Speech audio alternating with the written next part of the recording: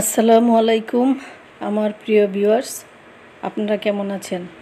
আমরা তো আলহামদুলিল্লাহ ভালো আছি।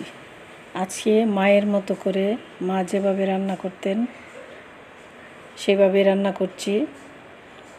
আসলে আমরা ছোট সময় যখন কারো কোনো অসুখ হতো তখনই দেখতাম মা মুরগি দিয়ে পেঁপে রান্না করতো। আসলে এখন কেউ অসুস্থ হলে সেটা আমি খুব কম দেখি, কারণ এখন মানুষের ধ্যান ধারণা অন্যরকম হয়ে গেছে। আগে কেউ অসুস্থ হলেই বলতো যে পেঁপে দিয়ে মুরগির মাংস রান্না করো, কারণ সেটা তখন খুব প্রচলন ছিল আমাদের এলাকায়। বিশেষ করে আমার মা এই কাজটা করতেন। আমিও এই যে মুরগির মাংস রান্না করছি, সব মশলা দিয়ে মাংসটাকে কষিয়ে নিয়ে এখন পেঁপে দিয়ে দিচ্ছি। পেঁপেটাকে ভাপ দিয়ে নিয়েছি। আসলে আগে মায়েরা কত আমাদের যত্ন নিতেন অন্যরকমভাবে, আর আমাদের বাচ্চারা ব্যতিক্রম।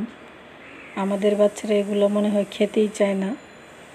ওদের পিৎজা, বার্গার, স্যান্ডউইচ এগুলো ওদের প্রিয় খাবার, সমোসা। তো আমাদের সময় তো আসলে এরকম ছিল না। মা যখন একটা মুরগির রান দিত তখনই আমরা অনেক খুশি হয়ে যেতাম।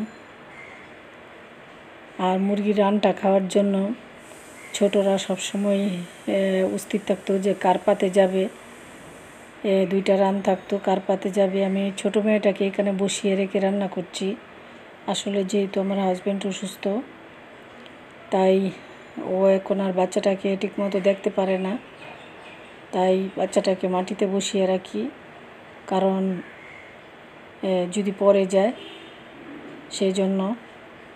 আর আপনাদের সাথেও মনের কথাগুলো শেয়ার করছি। আসলে ডাক্তার বলেছে আমার হাজব্যান্ডের যে বয়স সেই অনুপাতে এই রোগটা হওয়ার কথা না। মাথায় যে সমস্যাটা, সেটা তার এই 57 বছর বয়সে এটা হওয়ার কথা না। এটা মাথার ব্রেন যে তার ছোট হয়ে যাচ্ছে, এটা 90 বছরের মানুষের এই রোগটা হয়। 90 বছরের একটা মানুষের যেরকম মাথায় প্রবলেম হয়, তার আগেই এই কাজটা হয়ে গেছে। কেন হয়ে গেছে আল্লাহই জানে, আল্লাহর ইচ্ছা। তো আমি এখানে মুরগির মাংস পেঁপে দিয়ে রান্না করার পরে আমি এখন ঢেঁড়স ভাজিটা করে নিব। আসলে যতটুকু সময় পাই চেষ্টা করি মানে হাজব্যান্ডকে সময় দেওয়ার জন্য। তারপরে রান্নাটা তো করতেই হবে, খেতে হবে। সব মিলিয়ে আমি একটা কি বলবো, তাও ফাঁকে ফাঁকে আপনাদের সাথে একটু সময় শেয়ার করি যখনই সময় পাই। রান্নার সময় একটু ভিডিও করি অল্প করে, তারপরে এটা আবার যখনই সময় পাই তখনই আপনাদের সাথে ভিডিওটা শেয়ার করে ফেলি, এই আর কি। আর সব সময় তো বসা সম্ভব হয় না। আপনারা আমাদের জন্য দোয়া করবেন যেন আমার হাজব্যান্ড সুস্থ হয়ে যায় দ্রুত। আমি ভাজিটা করে নিচ্ছি। আর এই ভাজিটা আমার ছোটো বাচ্চাটাও খুব পছন্দ করে, আমারও পছন্দ করে, সবাই পছন্দ করে। আসলে যা বলছিলাম, মায়েরা আমাদের যেভাবে যত্ন নিতেন তাই আমাদেরও ছোটো থেকে তেমন কোনো অসুখ বিসুখ ছিল না। আর এখন আমরা এই যে এই পাশে ভাত বসিয়ে দিচ্ছি, এখন আমরা বললেও বাচ্চারা সেগুলো শুনতে চায় না, খেতে চায় না, এই আর কি। বাচ্চারা বাচ্চাদের মতো খেতে চায়। তো আপনাদের সাথে গতকাল সারাদিন কি করলাম সেই ব্লগটাই শেয়ার করলাম। তো এটা আসলে গতকালকের ভিডিও। গতকালকে আমি সারাদিন কি করেছি। এখানে আমি কিছু আম নিয়েছি। এই আমগুলো আমি এখন সুন্দর করে ধুয়ে নিব। ধুয়ে এই আমগুলো আমি সুন্দর করে কেটে নিব। কেটে আমগুলো আমি যে কেটে নিয়েছি, এখন আমগুলো আমি ব্লেন্ডার করে নিব। আসলে আমি প্রতি বছরই আপনারা জানেন আমি কিছু জিনিস সংরক্ষণ করে রাখি।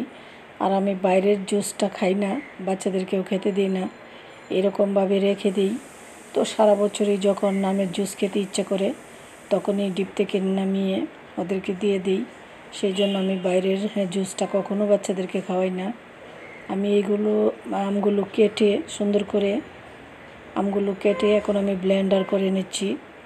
আর আমার ভিডিও আপনারা আগেও দেখেছেন আমি যে কীভাবে আমগুলো সংরক্ষণ করে রাখি।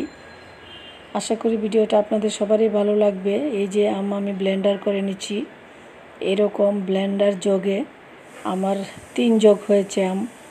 আর একসাথে অনেকগুলো আম করা সম্ভব হয় না, সেই জন্য আমি যখনই সময় পাই 2 কেজি 3 কেজি এরকম আম অল্প অল্প করে সংরক্ষণ করে রেখে দিই। যেমন গতকালকে করেছি যে 2 বাটি হয় নাই, 1 বাটি, আর এই যে অল্প একটু হয়েছে।